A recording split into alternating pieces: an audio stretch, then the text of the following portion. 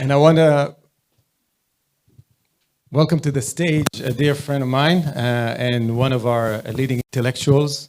If you haven't seen him on YouTube, his videos are amazing. So I want to welcome Nikos, who will take the first session. Thank you very much. Thank you. Good morning. Usually, when there is a war out there, the two sides fight about things like borders, resources, national pride, and I'm sure these things are important to those who fight. But sometimes, and actually this is very rare, a war is about something much, much deeper. A war is fought about what it means to be a human being, about what type of life we want to live. This is what I call a civilizational war or an existential war. And again, these wars are very rare. For example, World War II was such a war. Are we going to live in a world dominated by Nazis or by a free world? Or the Cold War was something like that. Are we going to live as slaves of the state, or are we going to live as free people? And I think the war that you have been fighting for the last 2 years was such an existential, a civilizational war. Because what was at the table, what was at stake, was two different meanings of what it means to be a human being, of what we are as humans, of how are we to relate to each other as human beings. So I think zooming out a bit from the conflict, the best way to understand it is to see what were the two alternatives in this war. And this is a very important question because obviously in the last 2 years, you notice that quite often you must have felt very alone as Israelis, that the world has turned its back on you. And this was tragic. But I think there's a reason for that. And the reason is that most people in the West did not understand how crucial, how critical for humanity this war was. So which were the two sides in this war? On the one side, obviously, me and you know it was not just Hamas. Hamas was just the tip of the spear. But it was something much deeper behind Hamas. And Hezbollah and Iran and the Houthis and their fifth phalanx in the Islamic communities in the West. And what was behind them was radical Islam. So the one side was radical Islam. And what is the offer that radical Islam gives in terms of what type of world we want to live in? What type of life do we want to live? And the offer they put on the table is destruction, submission, death. And they're quite open about it. It's not that you have to do deep research to figure this out. They say it openly, and they've shown it openly on October 7th for the whole world to watch lively streamed. One of your leaders some decades ago summed it up. She said, the enemies of Israel, there will not be peace until the day that they will love their children more than they want to kill your children. And didn't we saw this a few days ago in Sydney, in that horrible anti-Semitic attack? Like this attack was carried out by a father and a son. Now try to think, try to get in the head of that father that day. That father said, the vision I have for me and my kid is to take my kid to death so that we kill Jews. This is the vision he had about life. And this is what that culture celebrates. So this is the one side. I will call it the side of death, the side of destruction. Because that's what they're good at. I mean, see, for example, what happened when we gave to Hamas, the world gave a lot of money. What did they do with it? Instruments of destruction, death and tunnels. So that's the one side. What about the other side? What about Israel? What about you? You just need to take a walk by the seaside in Tel Aviv and you understand what side this is. This is a side that wants to live a good life. I mean, this city exists because some people said, we can live better as human beings. There's a better way to live life. And what are you famous for? You're famous for your life-saving technologies. You're famous for your medical innovations. And you've created a country which is basically free. It is telling people, if you come and live here, you are mostly free. You're free to use your mind to figure out what will give purpose to your life and then to go after and pursue it. And this is a civilizational, a cultural paradigm, a cultural model. And notice how different it is from the first model, the model of destruction and death. And this is what we call Western civilization. And you know, that's why I don't like when people describe this conflict that it's like the Arabs versus the Jewish state. Because you're not just the Jewish state. I mean, of course, I understand why there needs to be a Jewish state. But you're so much more than just that. I think you're doing yourself a disservice when you describe yourself just as the Jewish state. No. You are the vanguard of Western civilization. You represent the best that the Western civilization has to represent. You came to a desert, hunted, persecuted, and you turned this desert to this beautiful city, to this beautiful country. You fought time after time wars against all odds, and you won.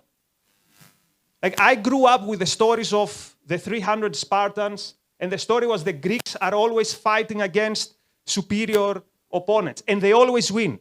And this is what you've done. This is how you won in 48. This is how you won in 67. Like, you call it the 6-day war. In my mind, it's a replay of Thermopylae, but this time the 300 actually won. And why did you win? Did you win because you had the backing of God? I mean, the other side also thinks that God is by their side. They can't wait to go and meet him. No, you won because you are the men and the women of the mind.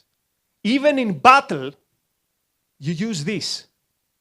This is why you have all this superior technology. This is why you surprise the world every now and then with these brilliant operations that you come up with. This is not because you are the chosen people. This is because you are the people of the mind. And there was one moment in this recent war that you fought that for me perfectly captures the difference of the two sides. It happened on the 15th of June during your 12-day war with Iran. And on 15th of June, Iran bombed the Weizmann Institute of Science. The Weizmann Institute of Science is a center which is dedicated to literally the expansion of life. They are treating rare diseases, they are beating cancer. And how fitting, right? The mullahs of Iran find this target to send their rockets. What they're good at is sending rockets. What you are good at is beating cancer. And by the way, kicking their ass with your rockets. Their innovation is new ways of hijacking and tunnels. Your innovation is expanding human life. And I think this says it all about the two sides in this conflict. So if we understand what is the basic nature of the two belligerents here, of Israel and of radical Islam in any expression it might have, then every other question that we have about this long conflict becomes very easy to solve. We don't have to go back to think, oh, who was here 2,000 years ago and what happened in April of 40? No, everything becomes very simple. For example, this very pressing question in many people's minds. Who deserves a state? Do the Palestinians deserve a state? And by the way, I don't know if you know, but many in the West have been asking the question, are you a legitimate state? Is Israel even a legitimate state? And since they bring up the question, let's answer it. What makes someone a legitimate state? For me, there is only one criteria. And actually, this is Ayn Rand's idea, but I find it very convincing. The key question to ask when we try to figure out who deserves a state is, what do you need this state for? What do you want to do with that state? If with your state you want to protect human life, to protect the rights of people to go on and live a good life and produce and create and let them free, then you deserve a state. This is why I think Israel is a legitimate state and you deserve a state. I'm not a Jew. I don't think God promised you a state 2,000 years ago. I don't care if he did. I still think you should have a state because you tick this very crucial box of deserving a state. You are here to protect life. You are here to protect the rights of people. Now, what about the Palestinians? Do they deserve a state? Well, the Palestinians who want to live a peaceful life, who have as the purpose of their life to build and create and produce and be happy, these people definitely deserve to live under a state that protects such rights. But how many are such Palestinians? From every evidence that we can get our hands on, there are not that many. It looks like most Palestinians have a different goal, the goal of destruction. And actually, this is not just a guess. We have historical evidence. What happened every single time the Palestinians got something like control over a territory? What did they do in Jordan? I mean, the Jordanians at some point, they were literally bombing them to get out of there. What happened in Lebanon? I mean, some of you were there and you fought. You know what happened. What did they do in West Bank? What did they do in Gaza? You know, it's funny. They have this anti-Semitic, like, oh, they kick out the Jews from everywhere. This is what I see happening with the Palestinians, that even their neighbors don't want them. Because they know that their leaders and their culture is not a culture of peace, is not a culture of life. So because of what the Palestinians want to do with the state, which is to use it as a tool of war, as a tool of oppression, first of all, to their own people, I don't think we can say that they, at least at this point, deserve a state. And then many people in the West will say, oh yes, but they've been fighting for a long time for a state. They've shed their blood to have a state. Shouldn't we have sympathy for that? Well, you know who else has shed a lot of blood to have a state? The jihadists of the Islamic State. ISIS has fought very hard to have a state or a caliphate or however they call it. Does this mean that they deserve a state? And the answer is no. ISIS does not deserve a state. Why does ISIS not deserve a state?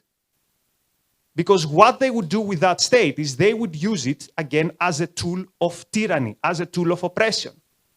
And the simple truth is, you do not have a right to a tyranny. You do not have a right to oppress other people. In the same way that you as an individual don't have a right to oppress other people, you cannot gang up with thousands of other people and say, we will form an official gang to terrorize others. You do not have a right to a dictatorship. So if ISIS hasn't got a right to a state, my question is, why does Hamas have a right to a state? And the answer is they don't. The answer is they don't. But the tragedy, among the other many tragedies that you have faced, is that very few people in the West understand this. Obviously, the fifth phalanx of the Hamas supporters doesn't understand it. But I will claim even your friends and your allies in the West don't fully understand what is at stake here. They don't fully understand what are the two sides that are fighting here. For example, I hear that Donald Trump is the best ally Israel ever had as a US president. And by process of elimination, that might be true. But even he doesn't get what he has to deal with here. He's trying to cut a deal with Hamas. He's constantly trying to cut a deal with Islamists. What does this tell me? It tells me that he does not understand what he has to deal with. He does not understand the basic nature, the basic character of one of the two belligerents here. But you know, I don't want to end on a down note. I don't want to end on a bitter note. So I'll just end with this. I'll end actually with a personal note. And this is, you know, we're not collectivists, but I want to say a big thank you to you as, I don't know, as Israel. Because since October 7, you have offered me and other people like me such an inspiration. Because it's so depressing sometimes these days to live in a West that it has forgotten what it stands for. I mean, I come from the academia, and my colleagues were forever debating whether we could say that the culture that brought us the Enlightenment and skyscrapers is better than the culture that brought us forced marriages and jihad. For the intellectuals in the West, this is an open question. Who can say? So the West has forgotten what it stands for, but you have not forgotten what you stand for. So the West has abandoned you, but you have not abandoned the West. And this is, I think, why your struggle, your fight, and your grief, and your celebrations, and your victories is also our struggle. And by our, I don't mean Europeans or Christians or whites or whatever. Your struggle is the struggle of every civilized person in the world, of any creed, of any religion, of any color, gender. Because it's the struggle for life. It's the struggle for living a good life, of living life as a human beings. So you are perhaps the best, but also the last forward outpost of the left, of the West. You are the last men and women standing. You are literally guarding the Thermopylae. Again, I come back to the 300 example, because you are alone. Because everyone else in the left, they have thrown their shields and they've gone running, but you stand your ground. And you do this for all of us. So on behalf of every civilized person, I want to say thank you. And this is why, because you stand for life, this is why you have a right to exist. And this is why you should win, and this is why you will win. Thank you very much.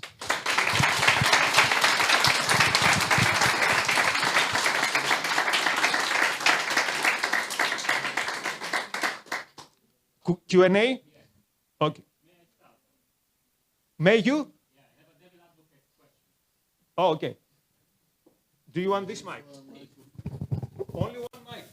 Yes, I'd like to ask you a question as a devil's advocate. There is a very strong and popular claim that a nation has a right for self-determination. And people claim, well, the Palestinians are a nation, so they deserve a country because they are a nation and every nation has a right for a country. Now, what Israelis usually answer, if they want to answer it, they say, the Palestinians are not a nation. Now, this is a very bad answer. It doesn't matter how you define this political group. My question is, what do you think about the point that this group has a right to a state? I know this is a very popular argument, but I couldn't care less if an entity is a nation or not. Let's say they are a nation. So what? The fact that what do? We do like DNA test and we do culture test and we say, okay, these people are a nation. Then what? Then we give them sovereignty. Let me tell you what will happen if we give them that sovereignty. Let's say we give them full sovereignty in West Bank. So now they have artillery units pointing out at Tel Aviv. Let's say we also give them full sovereignty again on Gaza. So Gaza becomes a second Taliban outpost. So while they're killing you, you can say, oh yes, but they were a nation, so what can we do? They deserve that state. So you should actually question that very premise that says that you deserve a state if you are like this nation. Next one that's about to ask, wait for the microphone. You give the permission to talk and you will give him... Sure. Okay, I don't remember who was second. Let's go anti-clockwise. Let's go with the gentleman here. Hi. Hold it in the middle. Hi. I'd like to share a slice of life anecdote and then ask what would you do. So I live and work in Vancouver, Canada. One day in the office, I heard people talking about Wix, the web hosting service, as if there was a problem with it. So I asked, what's the problem with Wix? And they said, it's Zionist. I'm changing my web hosting service. And there was a little cute girl there that yelled, Zionist racists. So I didn't say anything. What would you have said? I would have said, do you know what else is Zionist? The treatment for myeloma. Right. So, okay, if you're so committed to be anti-Zionist, if, knock on wood, you get such a horrible disease, don't take that medicine because it's Zionist. Right. So, again, you have to make this point that why do you hate the people who have created something so important and beautiful and nice? The way they created it is the reason I support them. This is what you should tell them. You know, there are many Greeks actually who actually not many, because 99% in people in Greece, anyway, they have very bad feelings for you, and I feel embarrassed for them. But the few Greeks who actually kind of tolerate you, the main example they give is it's because Israel is a strategic ally against the Turks. And again, my answer is I couldn't care less about that. Like, what if Hamas was a strategic ally against the Turks? Like, should we support Hamas for that? So no, the main reason to support Israel, not the only, the main reason to support Israel is because the character of the country explains why it has given us weeks and the cancer medicines and all that stuff. Yeah. The gentleman over there. And yeah, you can present yourself when you start. Over here. And you can also stand by the other mic, so we'll give an option to speak from there as well. The left is on the standing mic, the right is on the... Is on the move. On the move. Hi, Nikos. Hello. Thank you so much. It's always a pleasure listening to you. Thank you. I wanted to touch kind of the end part of your lecture. I think that most of it you touched kind of the less interesting part, which is the two extremes, the Israeli side and perhaps the Islamic side. I think the most interesting part that you kind of didn't dwell so much on is what happens in the West. They're allegedly not on either one side or the other, but apparently they keep, when you see which side they align with the wrong side. Mm-hmm. So if you could elaborate a bit more on this topic, because I think that's where the core. Yes, our friend is right here that the vast majority of people in the West have a position in the conflict that for me is absolutely crazy. It makes no sense. They've all seen lively streamed what happened on October 7. Women who were talking about believe all women, they saw what happened. They heard all the stories about the sexual assault, and they said, maybe it happened, maybe not. Who knows? You can never know. But let's get to the core of that point. The vast majority of people in the West cannot even point to Israel on the map. The vast majority of people in the West have no idea what Hamas is. They only know one thing about this conflict, and one thing only. The only thing they know about this conflict is that you are stronger and Hamas is weaker. The only thing they know about this conflict is that you are rich and the Palestinians are poor. And because of the crappy education they have gotten, the automatic conclusion they draw from this is that therefore, the reason you are rich and the reason you are curing cancers is because you are exploiting the Palestinians. And if you were not exploiting the Palestinians, every year they would win the Nobel Prize in medicine. Now, how do you fight this? You start fighting it by trying to identify what is behind this view. What is, I had no idea what you were saying in the introduction, but I said I saw something saying mind virus. What is this idea that has infested them to have this view? And it is, of course, the idea that says that the weak are always right. If you're the weaker side, you always deserve our sympathy. No questions asked. You can torture, kill, rape. You're the weaker side, you deserve sympathy. Now add to this another layer. You're not just the stronger, you kind of look like European. Most of you look like white. So there you got it, bingo.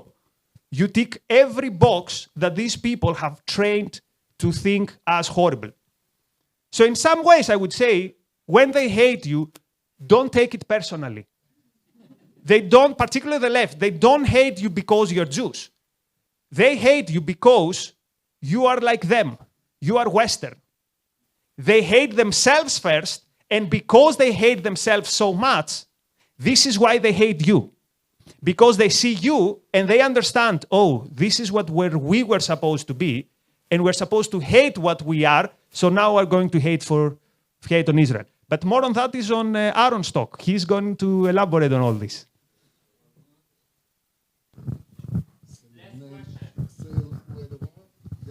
זאב מגן, אבא של יעל. Yes. Yeah, proud father of my daughter Yael. Yes. יותר? Okay. A lot of instructions.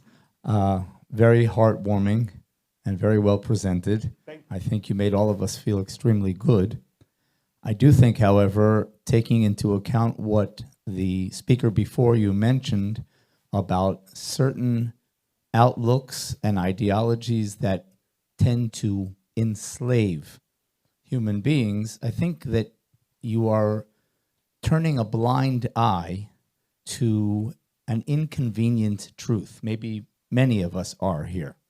And that is that a great number of the Israelis who are currently fighting are fighting not just, or perhaps not even primarily, for Western ideas, but for nationalist ideas and for religious ideas.